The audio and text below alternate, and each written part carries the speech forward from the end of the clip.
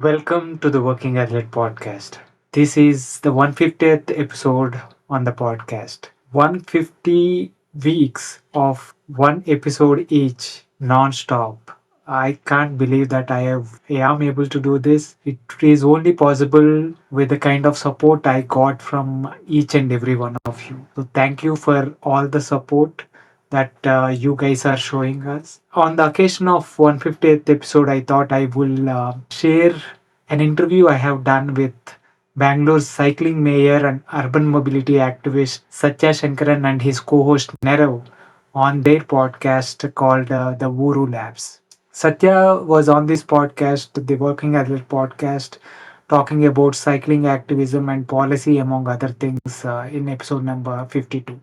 If you have not already heard it, I would highly encourage that you do so. I will leave a link to that in the show notes. He recently started a podcast called the OoruLabs, where he addresses various issues related to urban mobility. In this episode, we talk about where we were 10 years ago with respect to cycling, where we are currently, and where we can go in the next 10 years and beyond. We talked about what we can do to improve cycling culture in India in general. It was a lot of fun. It was good to be on the other side of the mic, so to speak, for once. So I hope you enjoy this. Are we on? Let's go. Yeah. Welcome to another episode of the OoruLabs podcast from Bengaluru. Ever complain how bad our cities are, how bad your commute is? You'll get to hear from people who are working to solve these problems in their own way. This is your weekly soapbox for urban sustainability. So do not forget to like, subscribe, and share these videos. Check out the entire podcast library and profiles of the guests on the website podcast.oorulabs.com. I am Sathya Sankaran with Knerav Kodolikar, and today we have a special guest, Venkateshwar Rao Navanasi, but we call him Bikey Venky. He's popularly known in the bicycling circuit for contributing a lot in terms of getting people on a bicycle. He has organized races around the Bangalore Amateur Racing. That is the event he conducts, and he's been doing it completely voluntarily as well with a bunch of volunteers. We'd like to touch upon some of these issues today around how the cycling community has been growing in Bengaluru over the past decade that he has been at it, and how the structure of cycling as a recreational tool has produced an interest, a long term interest in picking up cycling, and it has had a lot of downwind benefits to the commute scene as well. One of the key things around cycling community is cycle racing, long distance cycling, and commute cycling. These are three aspects of cycling that we see being very popular. And I think a good question to start with to Venky would be around this. So, welcome to the show, Venky. Thank you, Satya. It's a pleasure having being on this show. And Venky also produces his own podcast called the Working Athlete Podcast. And do check it out. I'll link his show in the show notes. He's done more than 140 episodes, so he's a pro at this. And he has had guests, and I have been fortunate enough also to be a guest on his show talking about cycling. So I'll link that as well. So now it's my turn to ask him how he feels about this. So the question we'll start off with Venky is: do you think we will be able to produce a cyclist who might be able to compete in the Tour de France kind of event at international levels? How far do you think we are from that? I think we will be able to, but we are a decade at least away from such thing. Um, over a period of time, we have seen growth in terms of the level of competition, level of the individual riders themselves. But I don't see that happening immediately. But it will definitely happen. At least a decade. At least a decade. And we have you have been in this scene for more than a decade now. You race yourself, you ride a lot, you ride with people who participate. Tell me about the types of events that happen around Bengaluru for people who may not be aware of how much cycling has grown over the past decade or so. Where do you think it started? What were the initial scene like when you came into this? How much of work had been happening, and where has it gone? How have you seen it grow? When I came to Bangalore first time, BBCH was already quite active. That is something that started around 2008, and I came to Bangalore around the end of 2010. And that is an event that happened every month without fail. And it was just basically a couple of friends showing up and saying, we will do this at this particular time, and basically timing each other and publishing results and stuff like that. And now you see that platform. It is without any doubt the best racing platform for anyone in India, right? So when BBCH race happens, riders from all around the country come in and take part.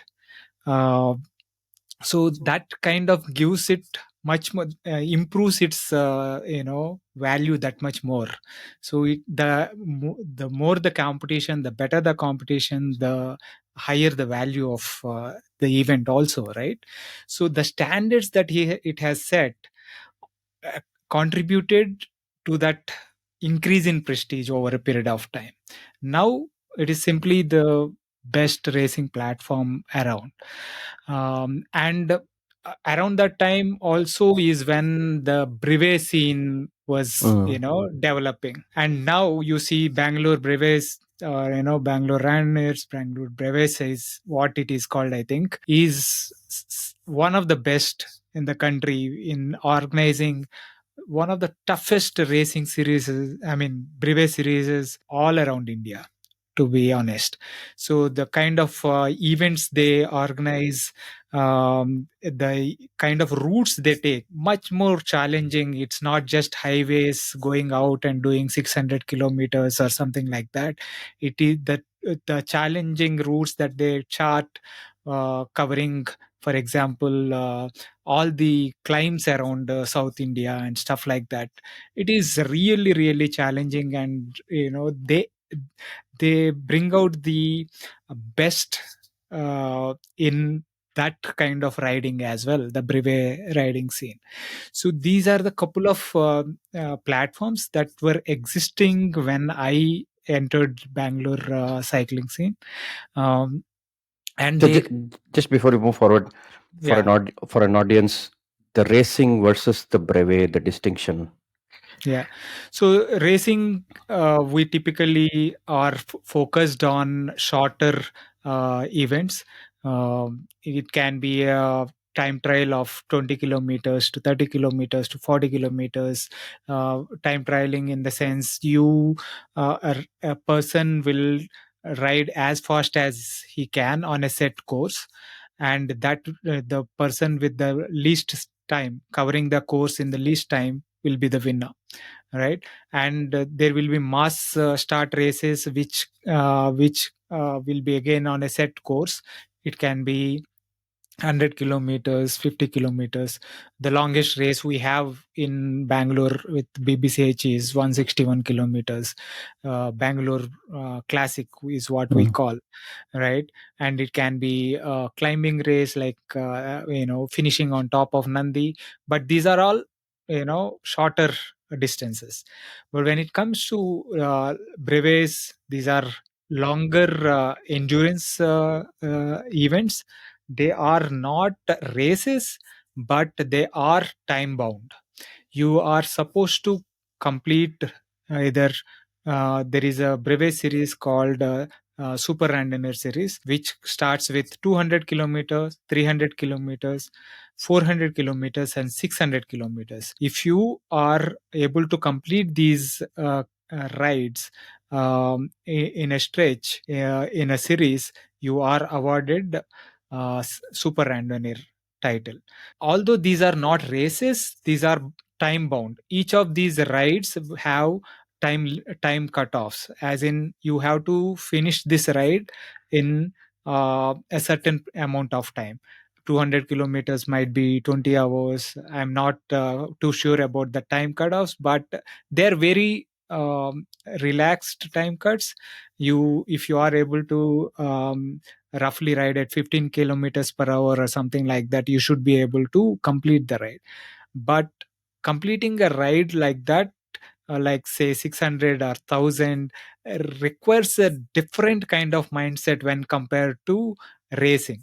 In racing, you are dealing with a short period of time, and the intensity of suffering is a lot different than while you are doing a longer endurance ride. Yeah, these two were quite active when I came into the picture. They were up and coming, and it is great to see that nothing actually, the trajectory of Mm. growth with them actually kept on going like that, right? Mm. So the number of people racing has increased dramatically. The number of riders doing these breve rides, the longer distance rides, have has increased in the same rate. And it is really heartening to see both these organizations doing a great job in keeping that flag flying high.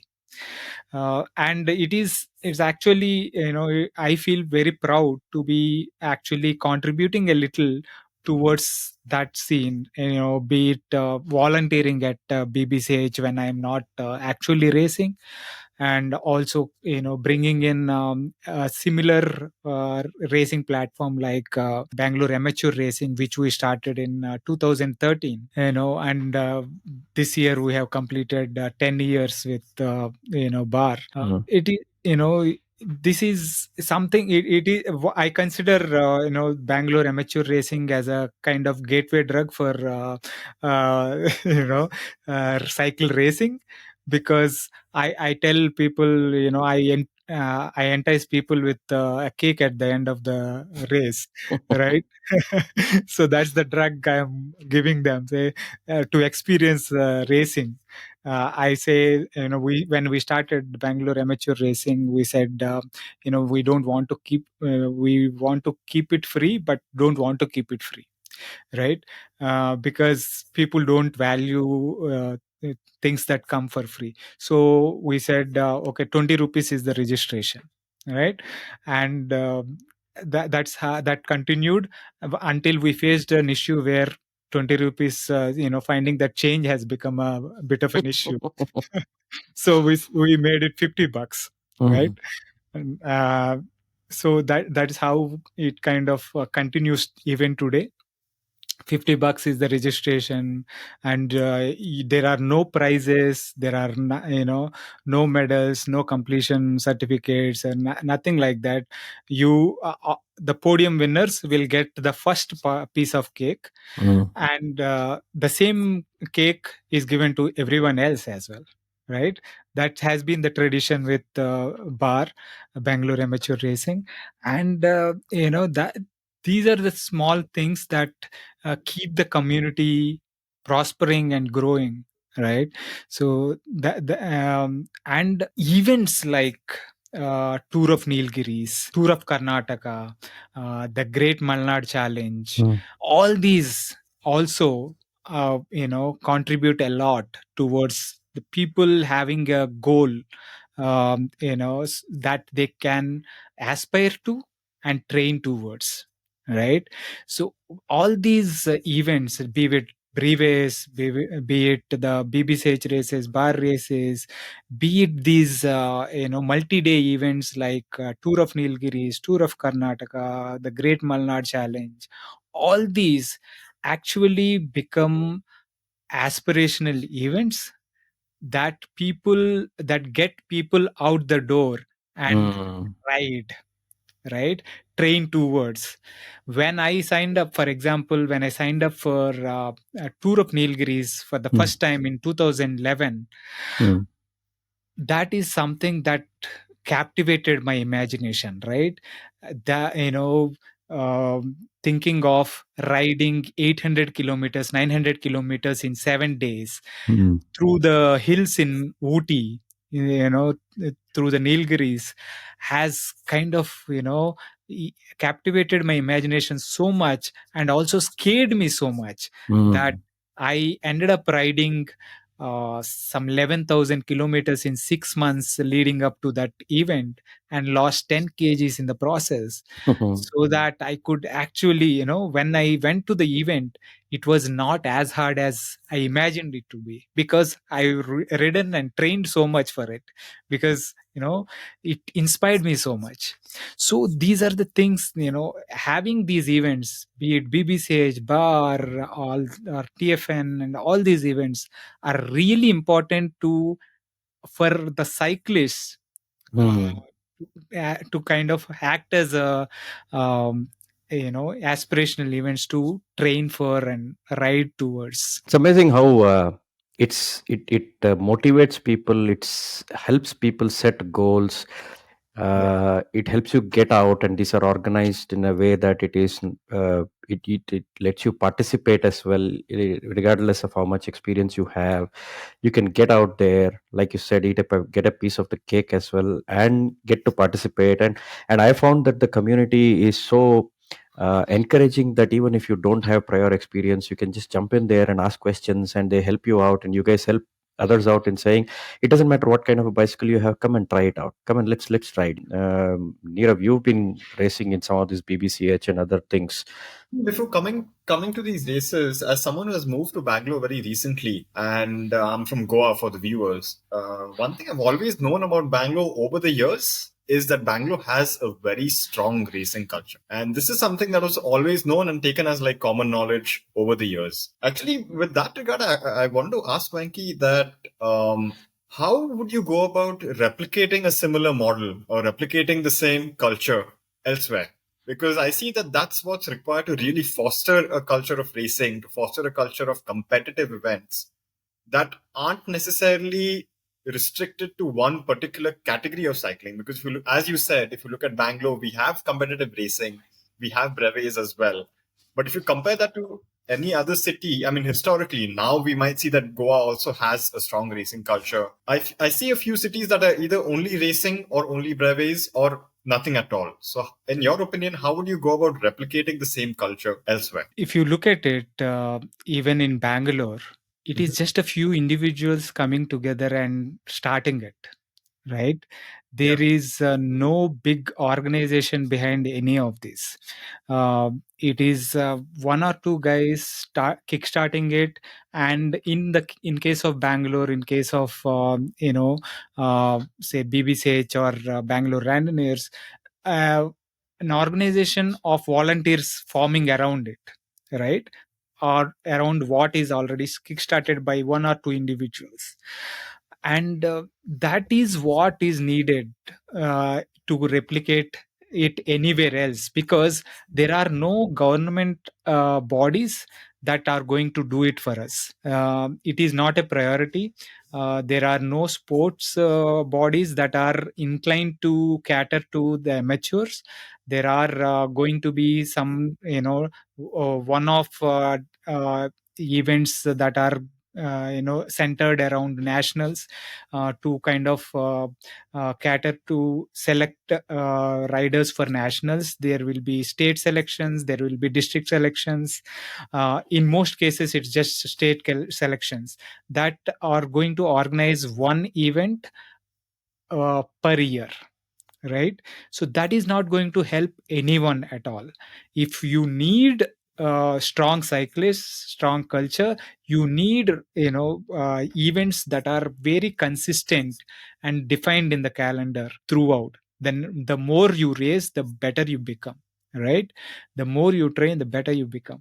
And that is only possible, that can be only replicated if a few people from each of these major cities or towns putting their hands up and saying, I will start this. Right. So you see that happening now in Goa with Equipe Goa, Shasti Riders, and all these guys coming together and saying, what are they doing? They're just organizing those events regularly. And you see the effect. The grassroots level riders are coming up, and the riders are coming to BBCH and actually ending up in the podium. Those things will not be possible unless there is talent unearthed through these events that are organized there, right? So that is the only thing that, that's the only way I see that we can replicate the same thing across various towns or cities in India. Same thing happening in Hyderabad as well. One Mhm. person has taken the bar model, and uh, Pasha is doing it at HRC. It's the same thing, Yeah. one or two people putting their hand up and saying, we are doing this for the community. Yeah. Actually, one small clarification is that I've actually only raced only one BBCH event, and this was in 2017. Coming back to the racing culture in Bangalore, and this was in 2017 when I moved for my undergrad. I took part in what was a criterium. I'm just like, okay, it's another French word. I'm on my cycle. I'll take part in it. And this was me coming from an endurance background, and I seriously did not know what I was getting into. So, for the viewers, a criterium is essentially a very short format, high intensity race that's very different from a really long format endurance race that I was used to. And yeah, that's when I realized what racing actually was. Yeah. And it's a different ballgame altogether. One of the things I wanted to touch upon is now we are seeing a renewed interest. There's a huge amount of people who are now getting on bicycles and all that. And sports has typically been a good way to explore cities and countries. With a lot of, I've personally traveled places and experienced them because of sporting events that happen there. It's one of the ways you could explore cities through food, you could explore through history, you could explore through many things, and sports is one way. With large events at a very professional level being conducted across Europe and other countries like the Tour de France, the Giro de Italia, and there are so many Tour of Swiss. There are so many events that are happening, and increasingly many cities are taking cycling as a very serious thing. And the advantage is, unlike an Olympic infrastructure, so unless it is the track racing in a velodrome, most of these happen on open roads. Most of these the routes go through cities, they go through common roads. Of course, they are gentrified and they are kept safe for people to ride. A lot of people are now exploring, and there has been studies which have found that there has been, because you're not putting up specialized infrastructure and you're only using temporary blocks and facilities, it has increased the incomes in cities by up to 200%. It has benefited hospitality industries. Many people come, you've seen this in the marathons, whether it is the Mumbai marathon or the Delhi marathon. When people travel, when they come to the Bengaluru marathon, they come here, the whole city has a vibe to it. There is involvement from people. Of course, roads are blocked and people are angry, but for one day, for one half of the morning, please put up with it. Cycling incidentally goes outside into the boondocks as well, so you're safe. You may just go through the city, but it has catalyzed urban rejuvenation, an interest in active, healthy lifestyles among people. It has built team spirits. Where do you see potential for cities like Bengaluru? I cannot, at least for now, I cannot see, cycling going the way the marathons and running events are going. Mm. Right. For one thing, you can't really uh, deal with 1,000 cyclists going on the roads in or racing on the roads in the same way as you can organize a race of thousands or 10,000 people even in a running event, right? So that is simply not possible when it comes to cycling. We have seen a couple of events organized in the center of the city with when the Bangalore Vodafone cyclothon Mm, mm. was organized, and it was done pretty well, but it lasted just 2 years. If a big organization taking initiative and managing permissions and everything is not able to sustain it, you cannot do anything about it. Someone like us or bbch will not be able to move the mountains that are needed to move to make that thing happen. So there is a constraint in terms of logistics, and in terms of the number of people that a cycling event can accommodate and stuff like that. It is really difficult to see unless there is a culture that is there in Europe, where even in Europe there are very few places like Belgium where a locality is comes together, and all the businesses in that area come together to support a race almost every week through summer. Their summers Mhm. are uh, uh, admittedly short, but Mm. those 3-4 months, every week, that locality, all the shops in that locality, all the businesses in the locality come together to support a race, right? The longer criteriums and stuff like that, the races that organize, the roads are closed, Mm. and all the viewers and on the track, all the shops benefit by people coming to watch the race. The businesses are built around that, operating around that, those events. So that kind of culture is not there, and I Mm. don't see that happening in Bangalore or anywhere in India, for to be honest. And Mm. I'm not holding my breath to to see a day like that. But I want to explore that. Let's say today you pointed this out earlier in your comments that the government led events like the nationals and others are too few and far between, and every sport has only prospered when they have a private league which has been run separately, whether it is cricket or football or even if it is a kabaddi as a sport. They only become popular when businesses stand behind it, when a private league at scale is able to organize multiple events in smaller scales. Like you said, it can't be a mass start with 20,000 people. It's unmanageable. Even the pro peloton is not that big. So 200 people Yeah. 200, maximum. 300, yeah, so that's Yeah. how it ends up. And last week's bbch apparently hit 200, so we are at the pro peloton size already, right? It's just about then filtering out and weeding out and doing this. There are two three aspects. One is, let's talk about the league and how that can happen. There are funding requirements. It's not easy to sustain these kind of events. Huge sponsorships are required.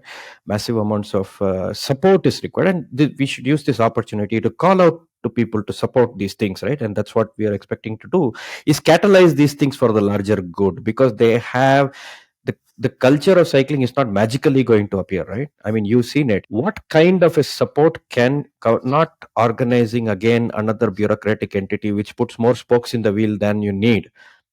How can private leagues flourish? There is a little bit of you, if on the private entity part, to if you break it down to bare bones, right? To organize an event, you don't need too many resources, Hmm. right? For take an example for the bar events, the Bangalore amateur racing events. All I need is a set of bib numbers, Hmm. right? And and tags that I to tie those bib numbers to the cycles, and a couple of stopwatches, right? And that is maybe a couple of notepads to note down the bib numbers and the timings, right? So this is the equipment, these are all the resources that are needed to organize a bare bones event. Okay. And funnily enough, after 10 years, uh, I've retired the notepads the two notepads that I've been using for the last 10 years, I just changed them this year to mark the 10th year anniversary, New right? capital investment, one notebook. Exactly. No, not one. I bought three, Okay. two for regular use, one as a backup. Hmm. Right? So this is the investment you need. So that is the kind of bare bones, to organize a simple show up, race hard, eat cake, and go home. Hmm. That is what you need. You don't need big resources. On the other hand, if you want an event to be professionally organized, right? Communicating everything, rules around it, and making sure the roads are safe. There are support vehicles to kind of, there are support cars behind you. There are pilot vehicles in front of you, and all these uh, safety measures in place, right? It needs a lot more organization, and that is where Bangalore Bicycling Championships, BBCH, does a great job of doing it, right? So that needs a lot more resources, lot more planning, and that is where, and these guys are able to cover these costs through the registration fee, right? So right now I think it is 700 or 800 bucks, not as much as the running event tickets as well. It's still lesser than those 1500 1500 2000 rupee running event charges. These are still in, below 1000 bucks, right? That is, you know you should be able to do it in those kind of, because numbers are not large as well. And to the point I'm trying to make is, you don't need huge resources to make things happen, right? But you need people who are willing to put in the work to show up every month and organize these events on a consistent basis. So that is what you would need. There are, you don't need big, large IPL like setup to make these things happen on a grander scale. You just need a smaller organization, even with good planning and ability to execute, will be able to do this. Will that still be sufficient to take this to the next level? Let's go back and say, if you still need talent to be spotted and identified and move to the pro peloton levels, go to the UCS circuit levels, and the training that is required, the amount of uh, effort that is required, and at some point it is always a prestige to be able to pull off one Tour de India kind of an event here as well, right? So those are ambitious goals. For I understand what you're saying. At a grassroots level, the BBCH are models that can scale quickly, faster, get communities faster engaged, and start doing something. But is that something going to get us? And not that I really need to raise the pro peloton level, but No, that's a very good you question. interviewed people, right? No, You talk to people.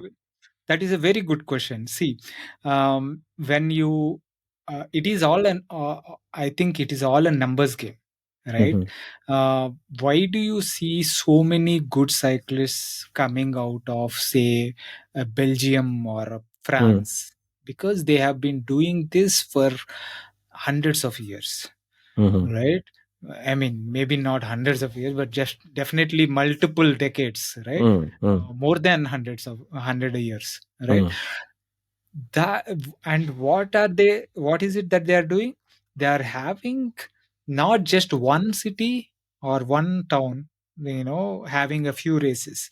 It is that every city, every small village, every town, every city will have various smaller racing events and bigger racing events happening, and throughout their season, right? The season is limited by their Yeah, lousy summer. winters, Yeah. right? And that is what is needed now. We see some racing in Bangalore and Mm. some racing in Goa, a little bit in Hyderabad, and beyond that, where do we see the races? Maybe sporadically some event will happen in Delhi, maybe some event will happen in Mumbai and Pune, right? That is it. Where are the we are country with so many states, so many big cities. If we see so many big towns, Mm. if if these events are there, if the cycling is imagine a bar or a BBCH in, say, 100 places, 100. Mm. Just imagine the uh, number of people, the talent that could come out of that, right? uh, Mm. a Joel Sundaram has come out, like within 1 year of cycling, he has been identified because there is something called BBCH here. And that can happen only if these things are there across India, at scale, right? Mm. In scale, not in the bigger the events, but on multiple locations, Very so interesting. that so that more and more people can be part of it. And there are the probability of unearthing these gems in the rocks is that much more. Just take an example of talent coming out of Goa now, right? Mm. These people have started organizing races only couple of years back, but already you can see a real raw talent coming out of there, right? It will take a few more years for it to develop and become stronger, but you can see that the effect of giving raw talent a chance, right? A platform. Those platforms need to come up everywhere. And once you see the number, it's a number game. The Mm. more Mm. chances you give, the the because for a person to do well at at a pro level, there are so many factors, Mm. right? It's not just the talent. If if you are the strongest cyclist, you don't end up in a pro peloton, right? There are so many factors. When did you start? What is the did you manage to find the right contract at the right time, and all these things, lot of other things. Because if you see Europe, it's all full of people with 300 plus FTPs. You don't see everyone there on the pro peloton, right? It's not just the FTP that is needed. There are so many factors that are that needs to align to so many stars need to align to get you there. But how many those 300 plus 350 plus FTPs can you bring? Mm. The Once you have all these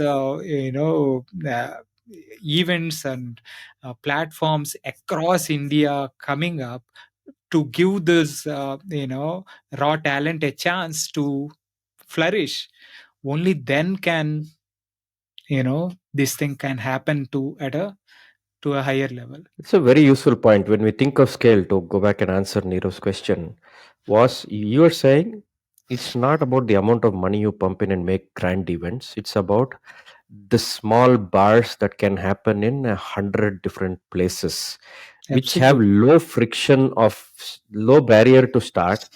It just needs people commitment, like you said earlier. How do we find these people? How do we build a network of these people in? And you can do it seasonal. There can be 100 excuses. My place is hilly, my place is hot, my place is wet. We can find seasons where, right, you can follow that and say you don't have to race all the year round. You don't have to do the BBCH kind of every month one race. There could, what kind of strategy? So let's think through that. Let's say there are people from across the country listening in, cyclists who are passionate, who have been doing some things. How do they set up a bar kind of thing? What could they? And of course, expertise is available. I can assume they can always call I'll put your link in the show notes. People can call you up and discuss and say, how do we quick start? What advice would you have? How do we get started in doing this scale of small things in 100 different places, getting the talent out? How do we do that? I mean, people have always been reaching out and have Hmm. always been open about sharing, what can be done.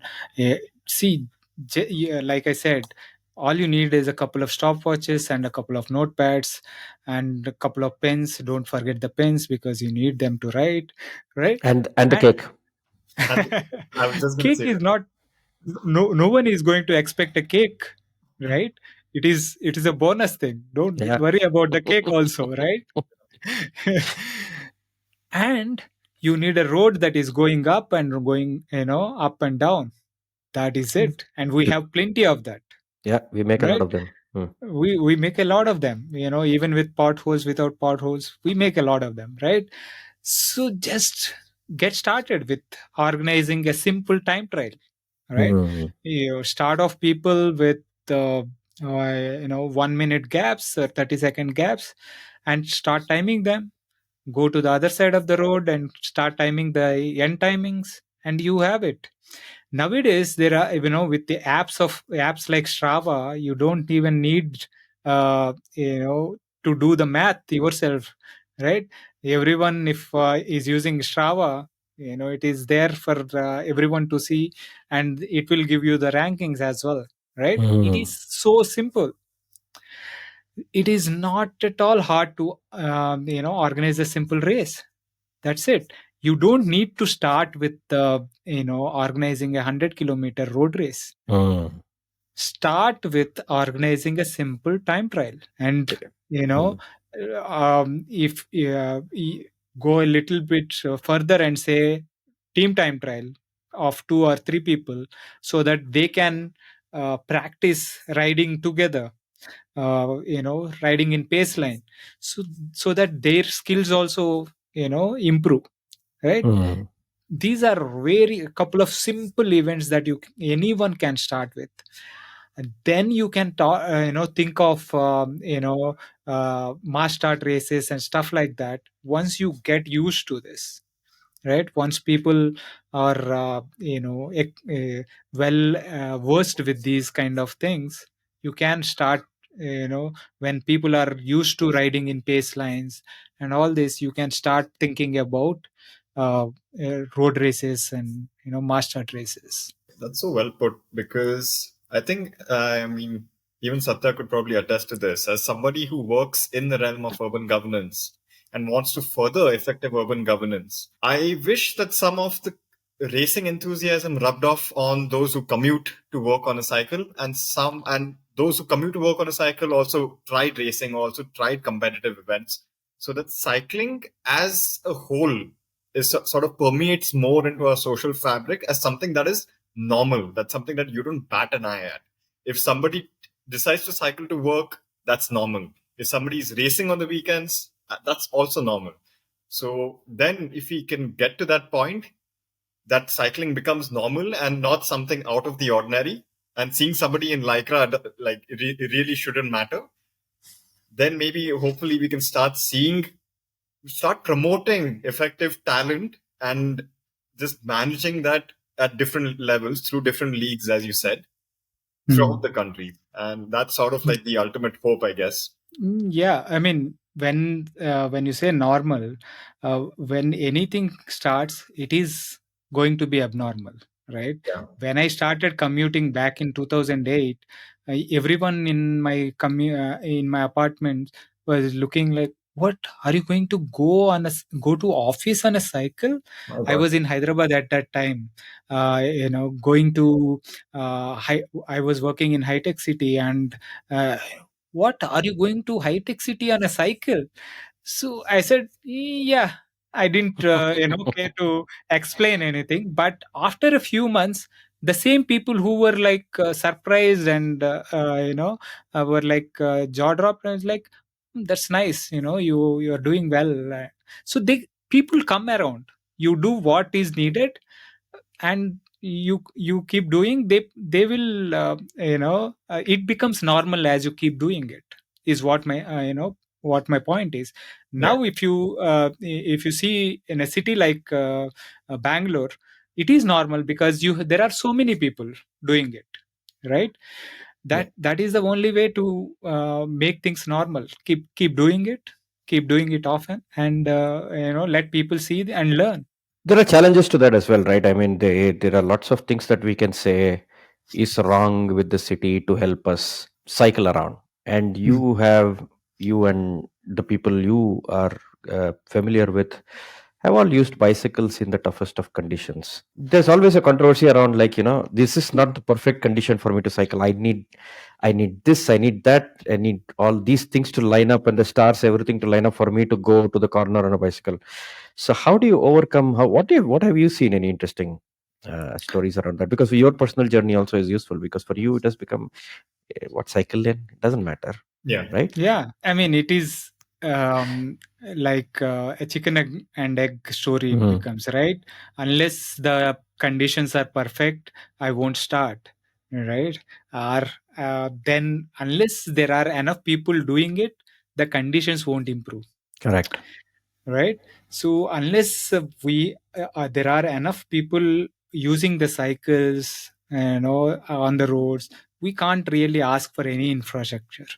But in a country like ours, asking for any infrastructure for anything is a big sin. But you know, Mm. but unless more of us do it, we can't really ask for any infrastructure. So I am of the viewpoint that just do it Mm. however you can, and things will follow eventually with the work that you guys are doing on the policy end of things. you know Things will come eventually. I think we do need that support on a brave set of people who are capable of navigating what is apparently considered dangerous streets. We are putting together maps of saying, you don't have to go on the main road. Try and find side roads which are calmer and try and navigate. So in the beginning, you won't know that, because your muscle memory is to take the streets you have been taking when you go on a motor vehicle, and those are usually larger streets. And then you start discovering the side roads, and always the side roads will be a mystery when you go to some other place in the city. So a map of navigating that is something that we're putting together. I'll put a link in the show notes where people can contribute, saying, hey, you don't have to go on this main road. There are these side road which lead you to the same place on the other side. So these are some of the techniques that are there, but our mental makeup, our risk appetite, and how we choose our routes and how we keep ourselves safe is what matters. And the stigma is another big thing that we face. I don't know what your story is on that, because we do have a stigma around only poor people cycle. Rich people should only be on a very fancy bicycle which will be ridden on that time. A TT bike is from uh, those X companies is what you need, and that's only a bicycle. Everything else is not. Carrying a grocery on your bicycle is looked down upon. Those still exist in communities. I don't want to deny that, but it could be misconception. It could be culture. I don't know what we chalk it down to, and how do you overcome that? No, it is definitely there. It is not that it is just in our minds. It is definitely there. The that kind of just imagine a milkman. Mhm. How often do you see a milkman on a cycle right now? They've Right? switched to scooters and autos. They're switched to scooters and autos. So that is what culturally we see as the progression, right? Mhm. So for someone like you and me, who can probably afford a car, using a cycle is like a puzzling thing for many people, because that is not what progression is. You are retrograding, right? You are regressing instead of progressing. What are you doing? You are out of your mind, right? So that is always there. But in this case, I think we have to do what is right for us, and what we feel is right. That is the only way. I mean, I cannot when my health is getting affected, the neighbor is not going to come and take care of me, right? I have to take care of my own health. And that is the primary reason I got on a bicycle, Mm, even for commute, right? mm, mm, And if it is my viewpoint is saving environment, that is my prerogative, right? mm. I'm not answerable to anyone else other than my own self. What am I doing to contribute to the environment? So this is my small tiny way of doing it. That we have to see why we are doing it, and if the reasons are right, we keep on going with it. That's the only way I can see, because I cannot think of what others are thinking about me and stop living, right? That applies to when it comes to cycling as well. That looking down upon is there, but we have to keep moving. On that wonderful note, Venki, it's been a wonderful chat with you on how the scene is in terms of how we can scale the culture and the community of cycling with the recreational piece. And the beautiful advice there is, let's look at many mini bars, the Bangalore amateur racing equivalent, not the mini bar with the alcohol in it, Th- that you can those do in the evening. those are plenty, Yeah, thousands and lakhs. correct. And that can be the reward after the bar race. You can have your bar mini access to your mini bar. But that's useful, right? Without scale, trying to make a big deal out of the league can be too early. Unless there is a scale across cities and not just in Bengaluru alone. Take the big 5, 10 cities where it can start with the volunteers, and that's the call out I think we should make, is more people start doing this and telling the story of how many places it's already, maybe it's happening in some city or town that we don't know, and we need to be able to uh, get a common platform where we hear about it, tell the story, put that together and say, well, at least 10 cities I know are actually doing it beyond my circle, and maybe they can comment on this and say that what they are doing, so that we can get in touch with them and see how we can promote those stories as well going forward. And with that, thank you for coming on the show, Venki. And it was always a pleasure speaking with you. I'd like to pick up more on this and see how we can help make this change going forward. I feel that the culture of cycling is going to have its trickle down benefits into commute. And unless a huge set of people, it's the same volume game in the city as well, Yeah, right? So instead of nitpicking on the 10 people who are riding, if we had 10 lakh people who are riding, it would be far more crowded, and people would see, the complaint is, where are these cyclists? So here they are, the same volume game is, I think, and in India with so much volumes, like you say, I absolutely. right. So the volume is what will tell the story. With the adversities that we face in commute, I think we should just go forward. On that note, I'd like to ask people to like, subscribe, and share, and tell these stories and watch them and share it with your friends, so we can have Venki back again talking about some more things. Bye Thank you, bye. and thank you for having me. See you all next week.